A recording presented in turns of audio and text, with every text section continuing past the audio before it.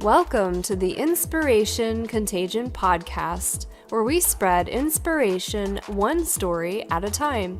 I am your host, Holly Jean Jackson. Each episode spotlights and interviews one transformational leader, their stories, and their advice for how you too can lead yourself and others through inspiration. If you are a visionary seeking to uplevel your leadership skills, then this is the podcast for you. I invite you today to spread inspiration like a contagion.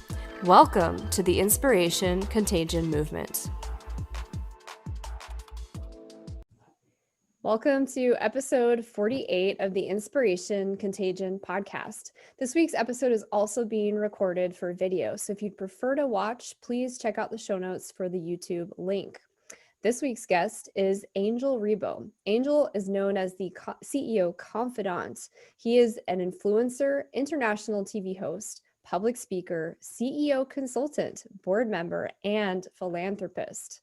In the last 21 years, Angel has empowered more than 1,500 CEOs in 33 different countries. He was born near Barcelona and has lived in 8 countries and speaks 5 languages. Established entrepreneurs and corporate CEOs hire Angel to bridge the gap globally for expansion and exposure. Angel sits on the board of the Evolutionary Business Council, an organization with more than 350 global transformational leaders, with a combined reach of well over 600 million people. Angel is based in Texas, and in early 2017, he launched his international foundation, Wisdom for Kids. And he has helped more than 1,000 underprivileged kids in Latin America become entrepreneurs using their local resources. With that, welcome, Angel. Thank you. Thank you very much for having me in your show. I love number 48. It's a great number. It is a good number. And I feel like your name is really appropriate. That's amazing, the incredible impact you've had, especially in children's lives. So thank you. You're like, they're Angel. That's incredible. Thank you. I have to say that probably my 3 kids have been a great school for me. Really, being really honest, I have a 20, a 12, and a 10, and they have really been, and they continue to be a great school for me. But thank you. Obviously, thank you very much for having me, for your nice words, and to everybody who's listening to us today, Holly. Yeah, absolutely. And I was hoping you could just tell our listeners a little bit more about who you are and your background. Thank you. Yes, I think you've described very well what I do, so I'm going to say something different with your permission. So I consider myself someone who is here really to connect the unconnected. I think that there's a lot of people that have lost their connection, socially speaking, and I think that probably for the last, right now it's January. I think I know that this is going to air in March, so it's going to be probably now March when you listen to this. But it's been over a year already that a lot of people really think that believe that they have lost the connection. They have lost the connection to friends, to themselves, to some relatives, to a lot of different people. So I consider myself a connector of the unconnected. That's why exposure has been always for me very important, not for the sake of, a lot of people know who I am. No, just because of what I do. And I think that your exposure is only as good as what you do with it. I always, thrive, and obviously this is a great place to be, Holly, thank you, to increase my exposure. But, as far as I'm able to use that exposure to connect the unconnected. So that's why, someone who had worked for so many large corporations, who helping them to accelerate the growth of their businesses, reaching out to all this, the top layer of those companies, and being able to connect them, my experience and my entrepreneurship, humbly, my entrepreneurship skills to help the most underprivileged. That's been a blessing. And why Latin America? Because I lived in Latin America for 10 years and I worked there for almost 15 years. And we're talking about just there, like 81 million kids that were in poverty there in 2012. So that's basically me. I think that connecting the unconnected is a very nice way I like to explain, to explain what I do in this world. I love that. And I have to say personally, this past year, while face-to-face connection has been much lower, I have never felt more connected to people in the world than this past year. I have met through my podcast and through just LinkedIn, just connections, more people that I've become close friends with or collaborators with than I have in years or decades. But I like what you're saying. There are people that are very disconnected right now. They might not have access to technology, and that's extremely difficult to navigate during COVID. So I'm glad to hear that you're working with people to connect them. Yes, thank you. And as you know, my work is done. I'm mostly on LinkedIn, and I'm all on all social media outlets. But I'm there, and because I really like to link myself and my business and my purpose and my inspiration with people. And when I was talking to our volunteers in the field, our Wisdom for Kids volunteer, which is my international foundation, throughout this year, I mean, they were all saying the same thing. We can't see the kids. We can't see the kids. We've lost that possibility to be around them because obviously of all the restrictions that are now in place. And we can't wait to see them again. We can't wait to be there with them, to inspire them, to help them become entrepreneurs, to help them be better people in their lives, to be, these change makers in their communities. Which is at the end of the day, entrepreneur is someone that really changes their community. And you very well said that. Now we are really blessed because we have been able to increase our connections throughout this time, probably because we said, okay, so regardless of what's happening around us, that's what we stand up for. That's what we are here to do. And we're going to do it no matter what, and it's awesome because probably that's made many of us to bloom and to go for strategies that maybe we didn't think of before. So I think it's a great time that we're living. Yeah, absolutely. It's definitely a super interesting time to be alive. It's kind of like this big experiment that we're not really sure how it's going to end up, but that's the whole point. So Angel, I always like to ask everyone who comes on the show, what makes you such an inspirational leader? Or in other words, what's your secret sauce? Well, thank you. Thank you for saying that. I would say that my inspiration comes from really my essence, and it comes from what I do every single day, right? It comes from what I say to every single podcast host, or what I say to my employees or to my family members every single day. I think that I have been blessed of having a great life and working internationally in so many countries and doing so many things. And I think that everything that I had to learn from all those cultures and from all the people I've been dealing with, I mean, behind all those 1,500 companies and business leaders, there's obviously a lot of teams of a lot of people. There's a lot of people in my own teams throughout my life that have helped me to do that. So I think that it's my experience in my life that has allowed me to be who I am, and being able to make decisions, important decisions in difficult times in my life. I think that everything has made me someone unique. But let me tell you something. I don't think that I'm more unique than anybody else that is listening to us. Maybe the only difference is that, I have taken action and you have taken action. My favorite mantra is take imperfect action now. Take imperfect action now. I think that the people listening to us right now, they already have inside of them that unique experience. They have had this unique life. They have done those unique things. And there's a lot of people out there that they need their inspiration. They need their experience. They need their expertise and their knowledge.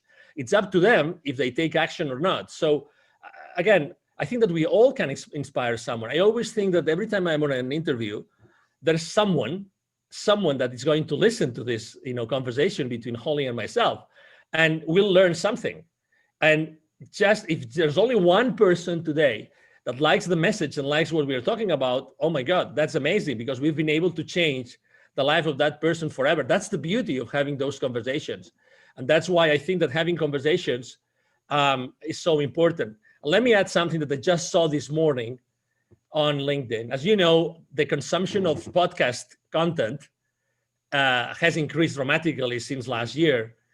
Well, when as you said it very well, when this experiment started, right? So, and the headline was something like, podcast, is not the right way to make money. That was literally, and it was the number one news on LinkedIn this morning. I think it was this morning or yesterday. And I was thinking to myself, yes, but I think that you're missing the point here, which is, what about the inspiration? What about those lives that all these podcast hosts and shows, are being exposed to, all these people that are listening to those conversations, and they might take action after listening to all those conversations. So so then the question is, how do you measure wealth? And I think that if we are able to contribute all of our, all the millions of guests and hosts in all the, podcast shows in the world, if we're able to contribute to changing this world somehow, oh my God, how much wealth it is, and it is going to be generated. Yeah, that's really an interesting perspective. And I mean, I agree. I think it's difficult to monetize a podcast unless you're in the top, 50 or 100 of Apple Podcasts, and that's very difficult to do. But I think podcasts are really powerful for movements and for helping people take action. So like you were saying earlier, there's the inspiration, and then the only difference between success or hitting that inspirational idea is the people that take action and the people that don't. So there's the inspiration coupled with the motivation, which is the movement and taking action towards accomplishing that goal. And so I think what podcasts do, especially ones with leadership and tangible things that people can do and stories that people can relate to, help us build that movement and help those people start to take action because they can see themselves in that story. Exactly, and you don't know where that action is gonna go. I mean, again, if I had to count all the lives of people that both with my business and with my nonprofit we have touched, what are going to be the consequences? What is going to be the ripple effect, right? So I think that again, we are a very materialistic society, and it's good. I mean, obviously there are millions of people that rely on we buying their products, and I understand it, and it's good. But at the same time, I think, how much is happiness worth? How much is inspiration worth? How much is a good message worth? How much is peace of mind worth? How many people don't really want to wake up in the morning? How many people, I mean, you've probably seen this. I mean, it's not in mainstream media, and I don't have anything against them, obviously, but how many people, I mean, what about the depressions?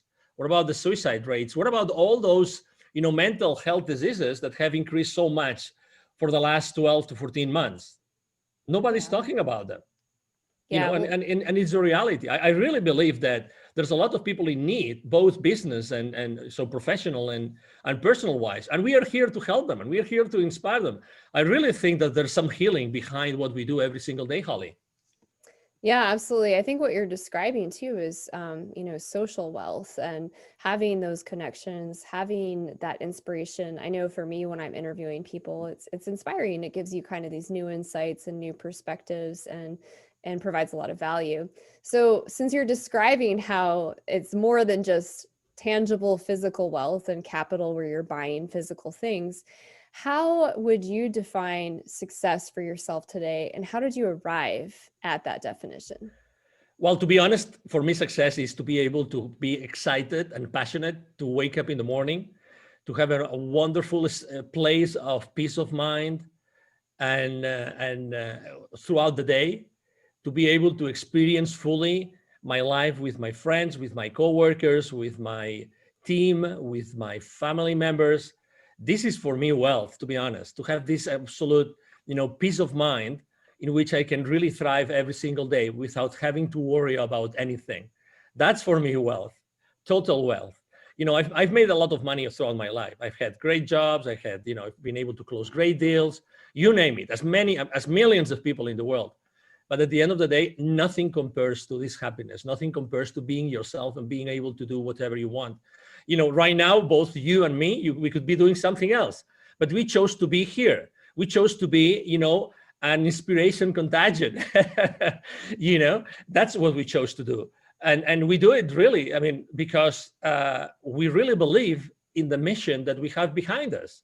And that's more important. So I'm able to do this because, I really believe I'm wealthy because I'm able to do this. I'm able to set up this appointment with you and have this conversation with you. And really being able to choose every single moment in my life to choose what I'm going to do with it, what I'm going to do with my time. That's real wealth for me. Yeah, I love that. And I guess my follow-up question to that would be for people that might be listening and they're saying to themselves, great, but it kind of requires some of that actual cash wealth in order for me to have the freedom to choose and select how I spend my time. So I would share with them first, and then I'll have you respond. I find that it's really important when we don't have that external validation of, income. We haven't hit the, goal that we're trying to achieve. We haven't hit the next level in corporate America, whatever that next goal is. It's so important that we choose in the moment to be happy. We can choose to have a good perspective and enjoy the journey. But I also want to hear what you would say to people that are still struggling financially, and so they don't have as much freedom to make those choices. Number one, I've been there. Okay, believe it or not, I've been there. I've been struggling financially myself. So that's the first thing. Second thing, I know a lot of people that have been struggling financially, a lot, like a lot. And guess what? Guess what? You always survive. You always thrive. You always eventually go back to a place of safety. So you have a choice.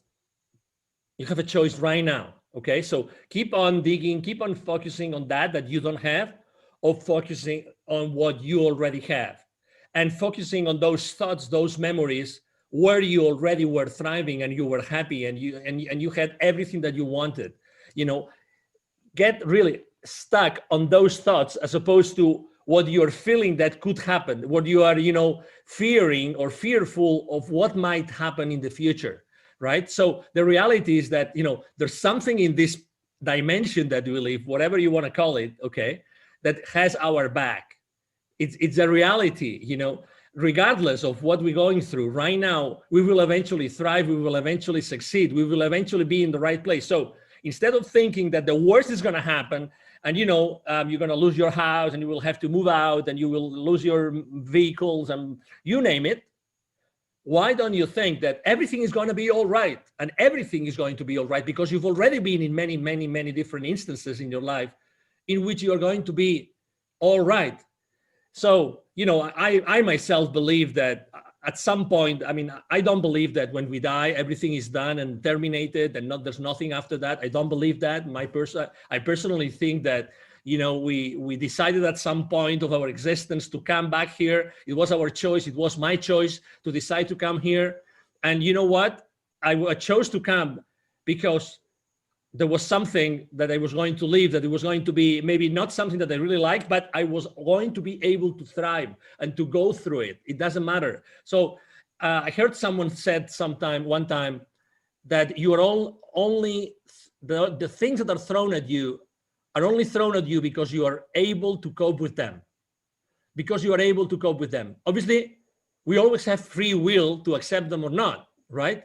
But we always can cope with them. So it's just, it's just an exercise.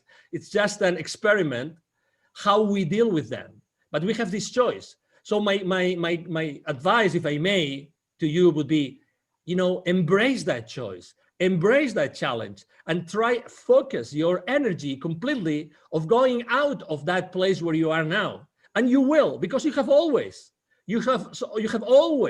succeeded in doing it. Really, I know it's difficult. I know there's a lot of fear out there. There's a lot of uncertainty. Regardless, you will make it happen. You will succeed. You will really, really, really go to the other side of the tunnel that you might think that you are in right now. Yeah, I love that. And I have a lot of clients this past year and from 2020 that had so many challenges personally, professionally, spiritually, mentally, like you name it. And I'm sure you have the same experience, Angel. And I just keep reminding them, like, okay, well, what are you learning right now during these challenges? And okay, cool. So from that lesson, how can you apply that to helping your customers? Because they're probably going through the same thing. And that's where the light bulb starts going off is, oh, well, wait a second, this isn't happening to me. It's probably happening for me, which is really difficult when you're in the middle of a challenge or an obstacle to see the silver lining or the lesson behind it. But it is really an important shift in perspective. And I also like the reminder of not focusing on the fear and not going down the should have, could have, what if train, and instead focusing on what you're grateful for today. Those are really, really great pointers. Yes. And, obviously what's happening right now in the world is global, right? It's 7.5 billion people going through the same thing, right? At certain different levels of restrictions, different levels of, lifestyles. I mean, but it's happening globally. So you are one of the heroes, literally, you're one of the heroes that have been given the chance to live this. And some people might say right now, oh my God, Angel is crazy. It's crazy. We are heroes and we're living this, and this virus and these vaccines and these restrictions and so many business owners shutting down their businesses and everything. Well, believe it or not, we are being given this. What do we do? You said it very well. It's happening for us. So this is an opportunity for us to think differently about how to deal with our lives, with our professional careers, and with our clients, and with everybody around us. Really, this is a blessing. This is a blessing. It doesn't look like it's a blessing because, again, I think that, and we haven't mentioned this today, but I think that we have to recover our power and our energy. Don't pay so much attention to what's going on around you. Don't go really, because if you want to be X number of hours in front of your TV set and listening to news or reading to news on social media, it's up to you. You can do it, but don't allow that to take the power, your personal power, away from you. It's you. Nobody should be taking that power away. And that power you can use for whatever you want in your life. You can still create wonderful things. You can still, try to focus on, those videos, those pictures, those photos from those trips, all those things that really inspire you and take you to this very nice place, mentally and intellectually. Do that instead. But again, recover your own power. Recover your own power. Don't allow anybody, nor any institution, nobody, to take that power away from you. It's extremely important. And it's still, of course, and that's one of the mistakes I made when I started my entrepreneurial career, is ask for help. Ask for help. If you think that someone can help you because you are struggling, hey, there's nothing that's going to recover. It's going to give you back your time, the time lost. Have someone help you. Have someone help you in that journey. Someone from the outside that might be able to help you, to give you some clues, so you go back to a place where you feel much comfortable and you feel that you are thriving back again. Ask for help. We all have money. We are fearful of losing all of our money. Of course, we've been for years saving it. I'm there with you, but still, time doesn't come back. So use your time wisely and use your resources wisely to go back on track, and use your time, wisely. Yeah, that's a good point. And I think a lot of people think that they're failures when they ask for support or they ask for help. And I know even a lot of business owners that have struggled from this past year, from the pandemic and from all of the shutdowns and the economic impacts. And there's so much shame when they come to you to ask for help. And so I also just want to remind people, if you're listening and you are in need of support or help, there is no shame in that. I mean, obviously you want to ask the right people. You want to find somebody you trust, somebody who is doing well in the area that you need help in, whether that's a mentor, a coach, a class, whatever that is. But be careful who you ask for help from, especially if you're feeling really shameful around doing that. Yeah. I agree. And again, don't be so hard on yourself. I mean, you are so right on the shame thing. So right.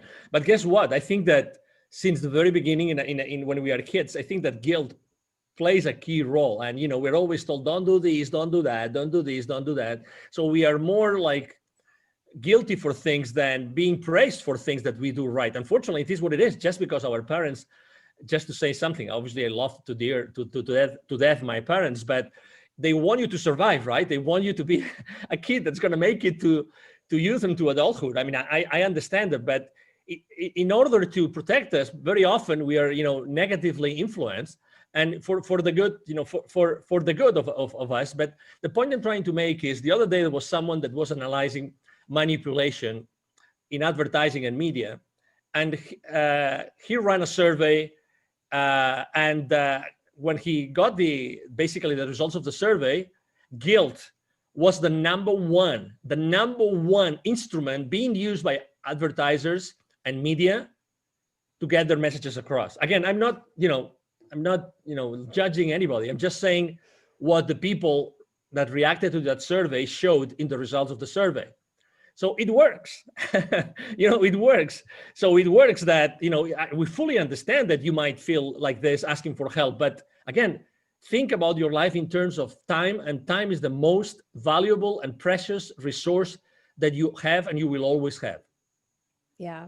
Yeah. And your health is equally important. And, if you're not taking care of yourself and your health, then your time is even more limited. Mm-hmm. So I would advise you to invest wisely your time, resources, and health during this next 6 months to a year. So I also wanted to ask you, you've kind of shared a lot of inspiring stories, but is there a particular story of inspiration that you're known for? Well, I have had in my life probably like two very deep, spiritual experiences that have made me make dramatic changes in my life, right? One was after reading a book, which is called The Celestine Prophecy by James Redfield. I love the cells. I feel the same way. That changed my life forever. It's amazing. Yeah. So what I was really having chills right now when you were saying this, I'm just having chills again. So when I was reading that book, I said, oh my God, I should have read this book like when I was in elementary school. That's me. I mean, that's how I perceive the world. That's what really everything is about in this, whatever it is that we live in. So I remember I was living in the UK at that time, and they gave me this book. And I finished reading that book, and I was in a specific place. It was in a holiday resort in Cuba, the second in a villa, a very nice place, blah, blah, blah, whatever. But when I finished reading that book, I turned the page and I had this incredible rush of energy for the first time in my life. And I didn't know what it was, but everything that I had read in that book, I mean, for the ones that haven't read it, it's about, a series of scrolls from the Amazonian forest of Peru, and, amazing things about those scrolls. And it's just amazing the way it's being explained. James Redfield is a genius. So when I finished reading that, I said, oh my God, I have to do something with my life. And I decided at that point, it was February, beginning of March in 2001, I had to move from Europe to Latin America. I went back to Europe, and all my bosses said, you're crazy. You want to go to Latin America? Really? You mean you want to go from London? Great position, great future, great career, great salary, everything. You want to go to the third world country? You're crazy. And I said, yes, why not? Why not? Oh my God, my life changed forever. And that was the first time. And again, it was a book. So again, books is something that I think that we have forgotten. Now that everybody, is trying to say, no, anything is justifiable, and you can find anything on any website, and that is supposed to be truth just because it's on a website. Go back to the books. Go back to reading books. Go back to be reading like hardcover books, hard printed books, because they're going to inspire you. There's millions and millions of amazing books that can change your life. Again, looking for inspiration, which this show is about, Holly. Oh my gosh, I could talk for days about the Celestine Prophecy. One of my favorite words is serendipity. And in the Celestine Prophecy, one of the first scrolls that they discover and they teach about through this story is coincidences, and how when we run across somebody a couple times, or we experience deja vu, or something's really serendipitous, a happy accident, it means something. It means we should be paying more attention to that. And so ever since I read that book, which I was in my early 20s when I read that, if I run into somebody multiple times, the third time or second time I run into them, I'm like, hey, I think we're supposed to connect about something. Is there something you wanted to share with me? And every time I do that, there's some profound thing. And they're like, how did you know? It's incredible. It's like these simple things. And totally. Yeah, that's one of the first books that I read that transformed my life and really defined a lot of things for me spiritually as well. So I'm glad you brought that up. Oh yeah, and again, it's a fiction book, but with a very strong, solid message. And there are more books out there, but this one, I mean, it's just the one I remember in my childhood. Maybe another one that I don't know if I will be able to translate it the name in Spanish. It's from Richard Bach. Richard Bach. Excuse me, into English. The name of the is Johann Sebastian Siegel. That's the name of Yeah, the. I have read that. Okay, good. You see? Yeah. And well, let me tell you, by the way, to the audience, Holly and I, it's the first time ever we speak just a few minutes before this show. So no wonder why we had to do this show together, right, Holly? Yeah, no, there's a lot of serendipity. I feel like we could probably have like a whole podcast just on books to read, but anyways, I digress. Yeah, that's another nice book. I mean, different obviously, but I mean, if I had to recommend one only book to anybody, it would be The Celestine Prophecy by James Redfield. Yeah, that's my top recommendation too. The interesting thing about it is sometimes something that is fictional, and I'm putting that on in air quotes for those of you that are listening, rings so true. Like the message behind it, you just cannot argue. And that might sound crazy to some people, but I don't know. There's just certain messages that I think they reach us at the core, at the energetic level, and we just know that they're true, and it transforms our life in some way. So that's pretty exciting.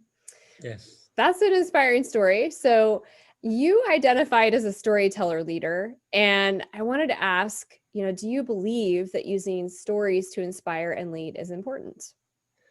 I think it is, because if you basically bring up something which has happened around you, which is a reality and which involves other people, which involves, and other places, other circumstances.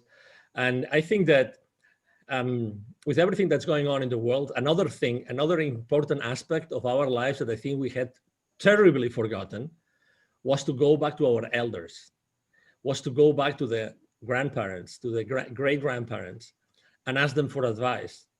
Really, when there's a lot of, as you know, there's a lot of civilizations and cultures that they still not only value a lot what they have to say, but they also make it a purpose, like to daily or weekly sit around them, be with them, and listen to them, not to put them in nursing homes or hospices and have them there until they die. No. Like be next to them to listen to stories. And that's the point I wanted to make. I remember in Spain, my family is originally from a place called north of Spain, close to the French border. And I remember when I was going to visit my grandparent, we're originally from a place in the country in the north of Spain, and he would always tell me stories.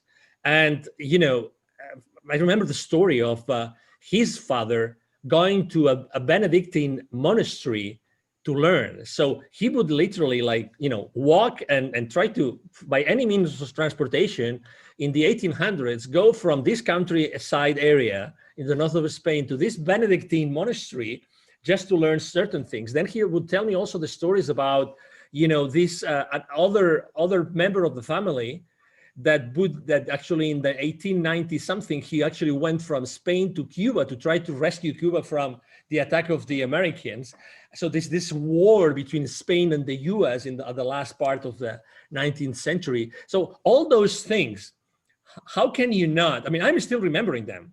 I remember them, and I think my grandfather died in 1980 something, 85 or 86. So I still remember those stories. And those stories are stories that doing something unconventional, doing something like I just wanted to do it because I thought that that would give me an additional knowledge, an additional edge, an additional wisdom that I needed in my life. Instead of being there comfortable in that area, they decided to go to these two different places in the world to achieve different goals. So the stories are powerful. Stories are powerful because you don't know what the story is going to end up. I have a great friend who has an incredible business. What she does is actually she gives different people the first statement, the first few words, and she's asking them to write a whole chapter with that initial sentence. So she just gives these people the initial sentence, and they have to finish the sentence, making up a story. They can talk about anything in 2,000 words, just with the first few words. everybody explains a completely different story. Everybody. And then what she does, she's already working on this. She's already working on his first book. She publishes the book. So that's the power of 20 plus people that from the very first idea they got inspired to come up with an incredible story, fictitious or reality, that it's going to inspire their readers. And again, we have to go back to stories. Yeah. It's something that we are so much missing. Well, and I think that's why podcasting has become so popular, is because if you go back to caveman times, we had more long form dialogue. And because we're so disconnected from this experience of the pandemic, people are being drawn to the long form discussions, which is what podcasting is really about. And like you just mentioned too, books are just always inspiring. There's so much wisdom. I'm actually reading like 8 books right now because Cool. like they're kind of slow reads and they're in different aspects of my life. And so I'll like absorb one chapter in one area. And then the next time, like, oh, I need to read on this. But books are so powerful, and they're powerful because they have stories and they teach us wisdom and they help us continue to grow as students in life. So I think that's why podcasting and books are hopefully making a comeback, is because we're missing that long form story element where we can connect to each other and rebuild that community element. I totally agree. And I think that regardless of what our purpose in life is, or even if we don't know what our purpose in life is, I think that we play a role in the community. Even if we live in a small neighborhood and we don't have that much contact with our neighbors, we are part of the community, and we choose every day what we do as far as the community goes. It's our decision. And if you want to take action and you want to do something and you want to start an initiative, just go and do it. Don't wait for anybody to give you social approval. Just do whatever you think is right. Because again, I really believe that there's a lot of people in need right now, and many people we don't know that they are in need. There's a lot of people in need. So it's the perfect time to be contagious, not only with inspiration, but also with generosity. So just, and as you know, we have so many material things that we probably don't use, and we could give someone just to make them happy. Honestly, simple things can do so much to change our communities. And again, when I go to Latin America with my kids, I see that all the time. A simple small book of 20 pages, a tale, in English, it's just an amazing, community changer. Just because it inspires someone, because it allows them to see the English. I can learn some basic English, words and lessons and expressions, and that can help me, make me understand something that is written in another book or magazine, or I hear in the news, whatever that is. So again, there's so many things that we can do today. Yeah, there's a beautiful story about, I think it's a nonprofit. This is a book that I read a long time ago about pencils of promise. And so this young gentleman traveled the world and he started handing out pencils to people in impoverished areas. And these children were just so overcome by having a pencil, because it opened their world up, because they didn't have the ability to write anything. So simple things like that. But even further than the physical things you can give, for people that are listening and you've figured out a solution to something. So you've navigated a divorce, you've learned how to balance a budget, whatever that is, whatever your superhero power is, whatever your idea is, you not taking action on that is actually not helping probably hundreds to thousands of people around you. So instead of letting fear run your, agenda and not taking action because you're afraid you'll fail, think about all the people you could be helping transform their lives. Exactly. And it's your decision. I remember one of the questions I asked myself before creating Wisdom for Kids was, if it's not me, who's going to do it? Who's going to be connecting this, underprivileged 81 million kids to the people that are totally connected and are part of the economy, and they are not? Who is going to do it? Who can do something about it? And the response was, well, probably me. So why not? Why not? Why not doing it now? So, that really helped me a lot. The why not is is an expression I use a lot. So I think I like it a lot. Well, and after the podcast, you'll have to remind me because I have some goals around a nonprofit for children. And I know a few other people I've interviewed on the Awesome. podcast and met that are doing different things around nonprofits for children. So I think we should probably connect on that separately. Absolutely. Another question I wanted to ask you is, how do you mentor and teach and lead through stories? Can you share a couple examples? Yes. So obviously I like to conduct myself with the people I serve through questions. I think questions are very powerful. I think questions allow you to put yourself and to put the people around you in a different place in their mind. I think that perception is reality, regardless of my efforts to change Holly's perception about something. Your perception is your reality, and my perception is my reality. And it's the same thing with my mentees, my coachees, and the people I help with my consulting. So I like to ask questions. And I think that most of the answers are inside of them, but I ask questions. So whenever I'm asking questions, and there's something that they say or they refer to that gives me the possibility to use one of the questions, one of the stories, one of the things I've lived in my life, then I use it as a part of the reality that already existed, that was already created, that was related to what that person wants to do or wished that he or she was doing today. So I think that, thank God I've been given the possibility to be able to make those connections while I'm talking to people. It's like when we are having this conversation, there's many different styles of podcast hosts, right? You have this tremendous ability to connect a lot of many different things and to connect it with your own experience and your own practice and everything. That's something that you do wisely and fast, right? So I'm sure that you do the same thing in your practice, and that's why you have so many clients.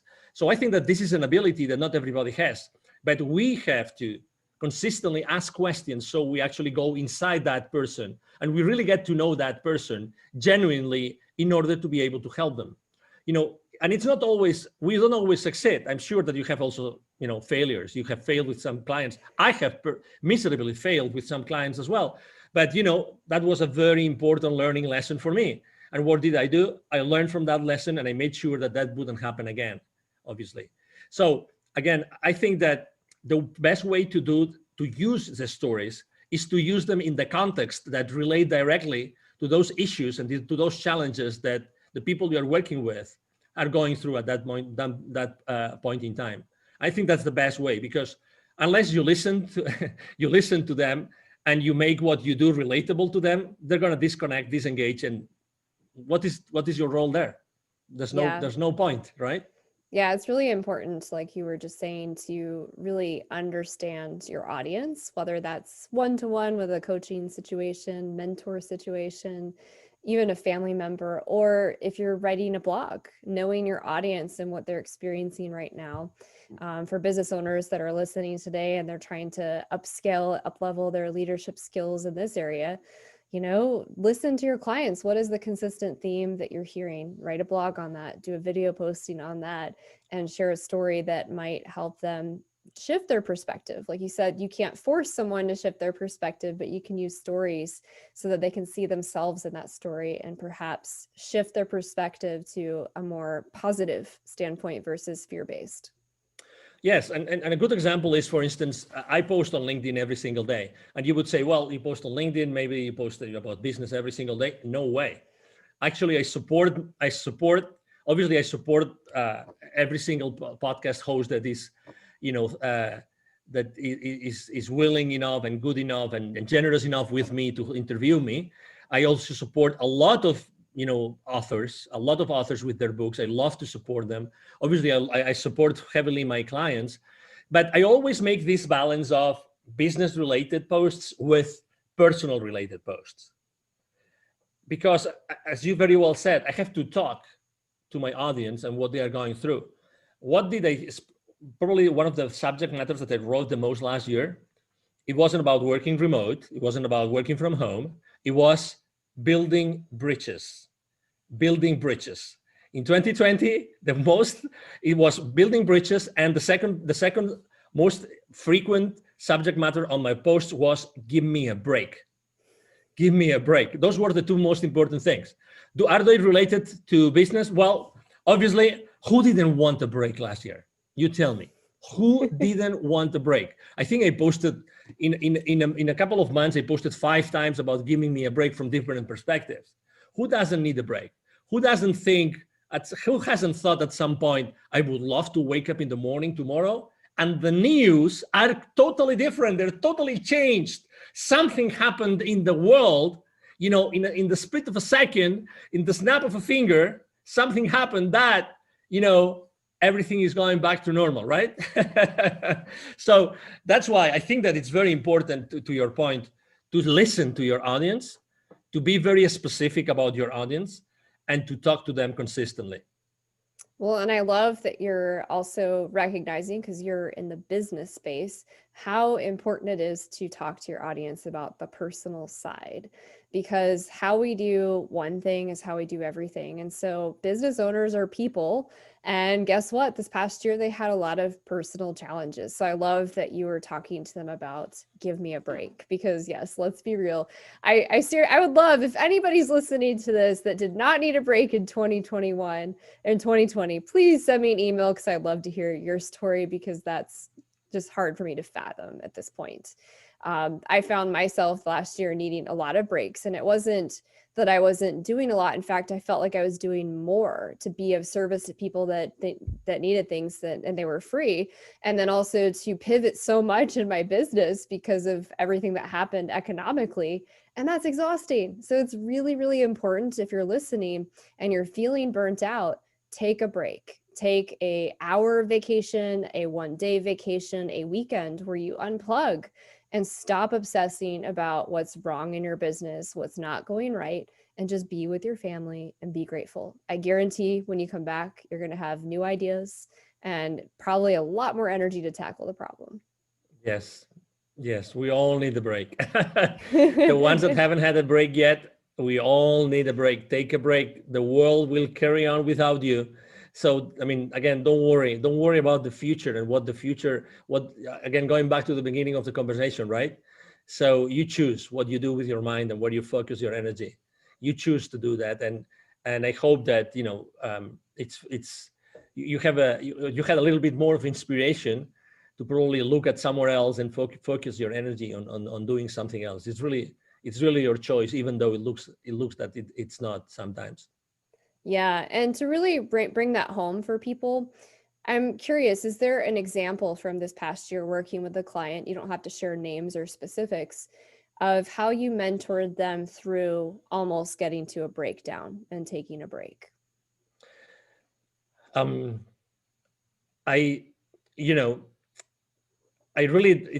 It's difficult to allow someone to get to that place where, they were close to a breakdown, so I knew that things were going to happen. The most traumatic moment in my life was probably my first divorce. So I could teach probably someone how to go over a divorce from a male's perspective. Okay. Because again, everybody has their own story, but this is important for me, because I think that when there is a loss of any kind, and last year I think that loss is a good example. Loss of all your habits, loss of all the things you used to do, the places you used to visit, the people you used to visit, everything. I think that knowing about the different stages that you go through to get acquainted with a loss, actually, I think that helped me a lot. So that's why when I saw this happening, and it's not the first economic crisis that I was going through. I lived very intensely 2001 and 2008, 2009, very intensely. So from a business perspective, I was already doing things that I knew that I had to do in order to overcome this for my clients. And I think that one important thing that I rediscovered with my clients this year was to have these tough conversations. That's something that I learned from someone, which is called the secret contract. So I believe that we all have something called secret contracts. Which is that you expect from people, and you expect from everybody who is related to you at some point, you expect from them specific things. but they also expect from you specific things. And those conversations have never happened.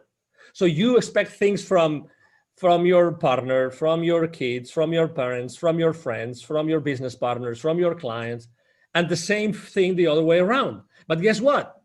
Those expectations have never been substantiated, right, on a conversation. You've never had those conversations. So in this moment, in which in that moment last year, in which our minds were going so fast, spinning, spinning.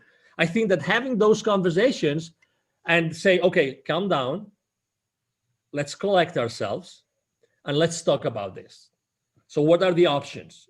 What's going to happen? What might happen? What we don't know that might happen. Okay, so there's all these things being said. We're being told all those things, but what is really going to happen? What is uncertain? What is certain? And then help them navigate in that environment of certainty versus uncertainty. And again, okay, we're losing specific things, but it's also the time to gain other things, to bridge the gap, to do other things that probably we didn't have time to do before. Okay, so in this reset that's going on, what else can we do that we were not able to do before?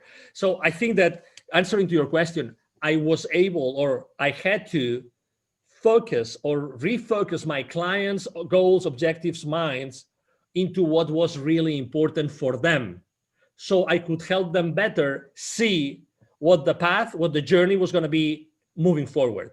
And I think that helped me a lot. Yeah. And that's a great reminder is when we have these secret contracts and these expectations, oftentimes we are left disappointed and frustrated and in fear because that contract has been broken, and in our mind, it's this sacred contract that we've never spoken out loud. So I imagine a lot of people, especially people that are sheltering in place at home with kids, and maybe their relationship was already a little rocky. This is making those difficult conversations come to the surface faster. I think it's the same thing with business owners that had to pivot a lot to try to survive, or maybe they didn't make it.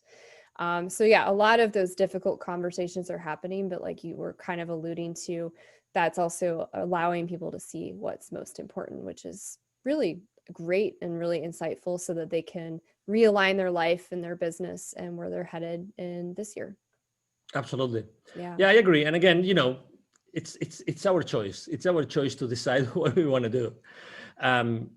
We have, honestly, I think that we have an incredible, ahead of us, an incredible time to do incredible things, to pivot, as you said, to reinvent ourselves, to decide what we want to do with our lives. That was a good opportunity for us to decide what we wanted to do, and keep on helping, keep on doing things for the rest of the world, keep on giving back, and it's gonna come back to you. So I don't know. I mean, I like to see the life, from a positive perspective, and I think that we all have this incredible power inside of us, and we can be inspiring everybody every day. Absolutely. Well, this has been great. We're actually going to move on to the lightning round of questions. I am pretty sure I know the answer to your first question. What's your favorite book? Yeah, it's The Celestine Prophecy by James Redfield. Thank you. Excellent. What networking or community group do you love the most? Well, I like very much the Evolutionary Business Council, the one that you mentioned originally, because it's a group of transformational leaders, and we actually have a huge outreach to reach the world, to change the way that the world is doing business today. Excellent. What's the best piece of advice you could share with others today? Take imperfect action now. Excellent. And if you could share one message with the entire world, what would that be? You are an incredible human being, and with an unstoppable, capacity to change the world. Just you inside of you right now. So just please be aware of this and take action, whatever it is. Take an action, even if it's a small, to start, living the rest of your life today. Love that. And what's the legacy you wish to leave behind? Well, a series of examples of, how can we live this world? How can we actually take action in this world every single day and use that energy that we were given when we were born to do good things? as if I'm able to live, good examples of good people that are doing good in their businesses and in their lives, in the millions, I think that will be a very nice legacy. I love that. All right, so Angel, this has been great. Angel's been really generous. He's offering a free gift to our listeners. He has a free 15-minute business consultation. To get that, just go to his LinkedIn page, and that will be in the show notes, the link for that. And you can use the calendar link there to book some time with him. Absolutely. And I don't know about you, but he's pretty inspiring. He's got some pretty good information, so you should check that out. I will also have a link to his website and other social media handles as well in the show notes. Anything else you'd like to add, Angel? No, just thank you very much for allowing me to be here. Thank you to everybody listening to us today. And if I may just share the email address with everybody, you said very well that I am on LinkedIn, very active on LinkedIn every single day. If you want to reach out to me directly, just send me an email. It's very easy. It's angel@angelribo.com. Ribo is my last name, spelled like R-I-B as in boy O. Again, angel@angelribo.com. And I will be very, very glad to respond to your email. I respond, either my team or myself, we will respond to your email. And again, thank you for the opportunity to serve you today. Excellent. Thank you so much, Angel. This has been a wonderful interview. You bet. Thank you. Thank you. So how can Inspiration Contagion help you today? There are 3 ways. Number 1, make sure you subscribe to the podcast on the podcast listener of your choice so that you get newly released weekly interviews with transformational leaders from all around the world. They're going to provide practical, actionable tips for you that you can take and implement today.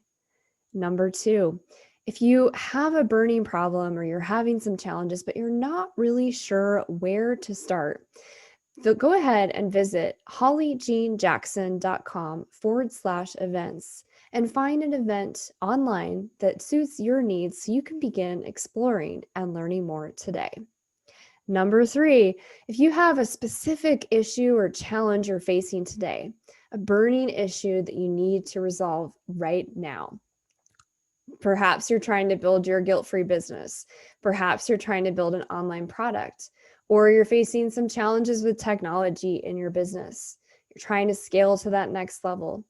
Regardless of what the challenge is, go to hollyjeanjackson.com and then visit the services section and schedule an appointment. I'd love to offer my listeners a complimentary coaching call so we can figure out and get to the bottom of your problem and explore if coaching is a good fit for you. Those are the 3 ways Inspiration Contagion can help you today.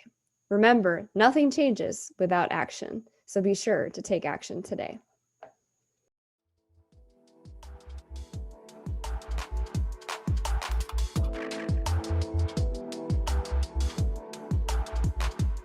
Thank you for joining the show today. I hope you were inspired. More importantly, I hope you take action. What is one thing you can do in this moment that will inspire someone? Without action, nothing changes. Be the change you wish to see in the world. If this show truly inspired you, we ask that you share it through your network. Help us spread the light and inspiration in the world. I look forward to seeing you here next week.